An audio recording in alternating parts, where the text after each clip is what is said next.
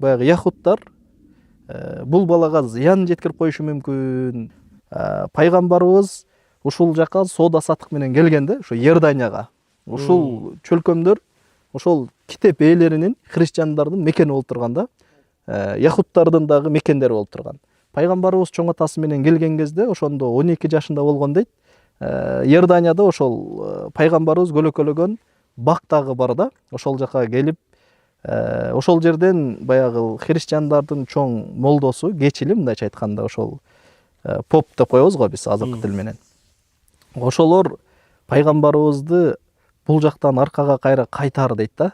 Себеби пайгамбарыбыздын үстүндө баягы булутту көрүп, ал баягы илимдүү, билимдүү болгондуктан акыркы пайгамбарды күтүп аткан кез болчу да. Себеби адамдардын бардыгы акыркы пайгамбар келет экендиги баягы Торотто дагы, Инжилде дагы баяндалган да, анын сыпаты кандай болот. Анан ошол булут ээрчип келатканын көрүп, анан бул жөн бала эмес деп, аркасындагы пайгамбарлык мөөрдү дагы ачып караган да.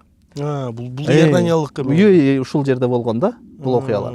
Анан көрүп, булга баягы яхудтар бул балага зыян жеткирип коюшу мүмкүн. Ичи тар, себеби пайгамбар бизден чыгат деп жүргөн да алар. Бирок арабтардан чыгып калып атпайбы? Анан ушул жерден кайра арка кайтарган да. Анан баягы чоң атасы Абдул Муталип пайгамбарыбызды алып алып, анан кайра аркага кайтып кеткен да.